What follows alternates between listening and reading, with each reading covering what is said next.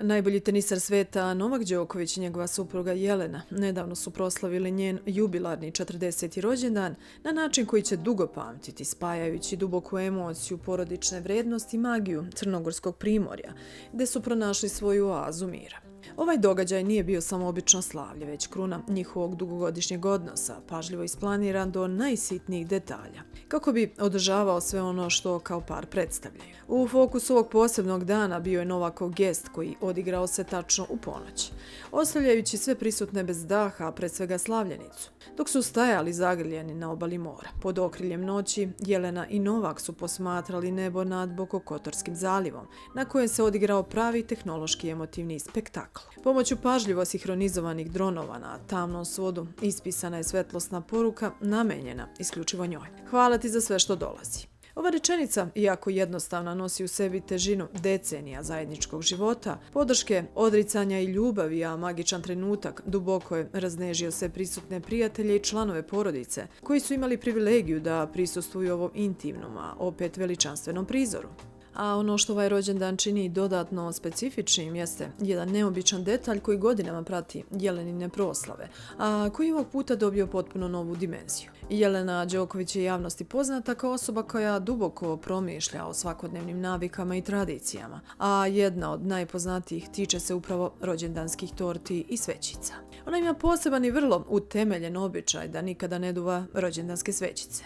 Za nju sveće nisu samo ukras na torti koji služi za zamišljanje želja, već snažan simbol svetlosti života i duhovnog prosvetljenja. Jednom prilikom je vrlo otvoreno govorila o ovome, objašnjavajući svoju perspektivu. Sreća je simbol svetlosti, ne želim da je gasimo. Svi smo u crkvama palili cvijeće za zdravlje i mir. Sreća je simbol svetlosti i prosvetljenja.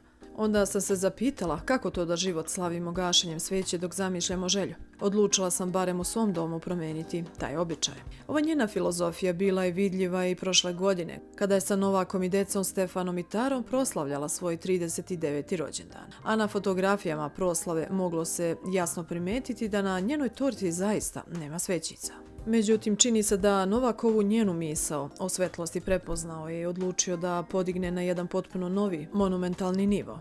Umjesto tradicionalnog gašenja malih sveća na torti, odlučio da njen 40. rođendan osvetli na neuporedivo grandiozni način. Svetlosnim spektaklom na nebu koji se ne može ugasiti jednim dahom, dokazujući još jednom zašto nosi titulu muža godine. Ipak ono što je posebno privuklo pažnju javnosti, što je zapalilo društvene mreže, jeste jedan snimak sa ovogodišnjeg rođendana, koji pokazuje da Jelena za ovaj veliki jubilej rešila je da napravi izuzetak i pogazi svoje dugogodišnje pravilo. Dok su ona i Novak romantično plesali, na torti je sve vreme gorela svećica, a taj emotivni snimak obišao internet brzinom svetlosti. Svedočeći o tome da su pravila tu ponekad i da bi se prekršila u ime ljubavi i posebnih neponovljenih trenutaka.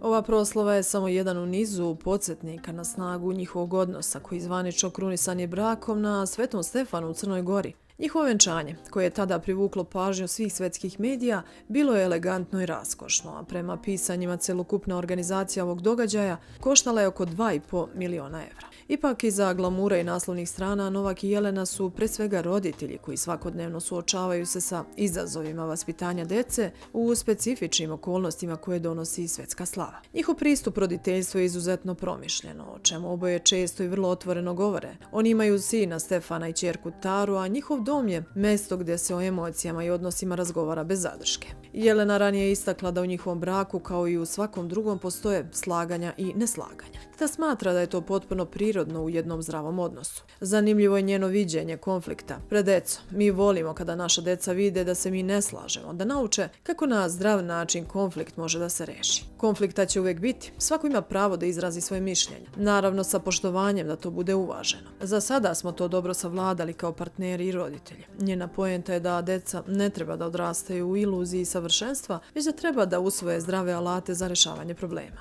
Novak na ovu njenu izjavu nadovezao se sa vrlo dubokim razmišljanjima o roditeljstvu i prenošenju obrazaca ponašanja kroz generacije. On je naglasio da je tema roditeljstva, ali i psiholoških trauma na našim prostorima još uvijek često tabu tema, te da ključno imati otvoren um i srce i pre svega biti spreman da se čuju saveti stručnjaka iz ovih oblasti. Pa ne slažemo se u svemu. Kao Kao što je rekla Jelena, to je normalna pojava u jednoj porodici. Istakao je on, a zatim dodao jednu veoma bitnu observaciju o tome kako naša prošlost oblikuje našu sadašnjost. Kada smo postali roditelji, u nama nekako življava to kako su se naši roditelji prema nama ponašali.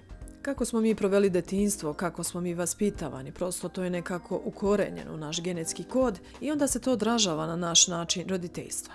Đoković je svestan da su njihovi roditelji kao i svi roditelji radili najbolje što su znali u datom trenutku, ali isto tako veruje da je evolucija neophodna. Naravno da bitno imati svijest o tome da budemo još bolji nego što su to bili naši roditelji prema nama. Naravno, svi mi volimo naše roditelje i oni su u tom datom trenutku radili najbolje što su mogli. Razgovor na ovu temu ima za svrhu da se prodube razgovori o roditeljstvu, naravno traumi, uostalom i drugim tabu temama koje su jako osjetljive. On smatra, iako svaki roditelj najbolje poznaje svoje dete, to je ne isključuje potrebu za stalnim učenjem. Potrebno je biti otvorenog srca i uma, poslušati ljude koji su stručni iz te oblasti sa željom da se nešto novo nauči i primeni. Greške svi pravimo, na njima se uči, bitna je posvećenost i pažnja koja se na kraju pridaje deci. Zaključio je najbolji teniser planete, dodajući da on i Jelena svjesni su svojih grešaka i da ih stvarno ima puno, ali da je pogrešno mišljenje da greška je razmaziti dete ljubavlju i pažnjom, jer su te stvari vrlo subjektivne prirode. Kada žele da pobegnu od fokusa svetske javnosti i ogromnog pritiska, turnira i svakodnevnih obaveza, porodica Đoković svoje utočište pronalazi upravo tamo gdje je počela njihova bračna priča, u Crnoj Gori.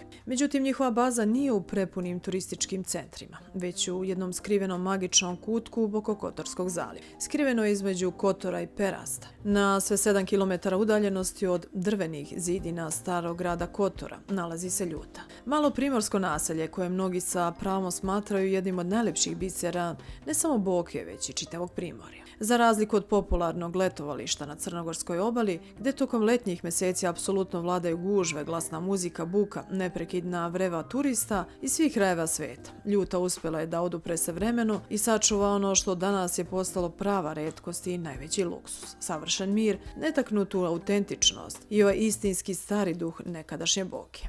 Ovo malo slikovito ribarsko selo smešteno je na jedinstvenoj geografskoj poziciji, pritisnuto između dubokog mora sa jedne strane i strmih planinskih padina sa druge. Njegov prepoznatljiv gotovo filmski izgled čine stare, masivne kamene kuće građene od tradicionalnog bijelog kamena, koje se u savršenom nizu ređaju duž same obale. A posebno dodatnu pažnju javnosti ovo naselje privuklo posljednjih godina upravo zbog činjenice da sve češće povezuje se sa Novakom Đokovićem. Poznato je da najbolji srpski teniser već godinama najveći deo svog slobodnog vremena tokom leta provodi u Crnoj Gori, a u medijima se često navodi da upravo u Ljutoj posjeduje velelepnu luksuznu vilu vrednu više od 1.000.000 evra. Prema pisanju brojnih medija, Novakovu ekskluzivnu nekretninu kupio je od svog dugogodišnjeg prijatelja, Jugoslava Karića. Ipak važno je napomenuti da Đoković svakako nije jedina poznata ličnost koju je magija Ljute privukla. Ovo naselje već decenijama unazad važi za najpoželjniju lokaciju u Bokokotorskom zalivu, kada su u pitanju luksuzne nekretnine. Cijene kuća i vila u Ljutoj ubedljivo su među najvišima na celokupnom crnogorskom primorju, pa se retko koja nekretnina može pronaći za iznos manji od $500.000 evra. Dok pojedine luksuzne vile pozicionirane na samoj obali dostižu i više milionske iznose.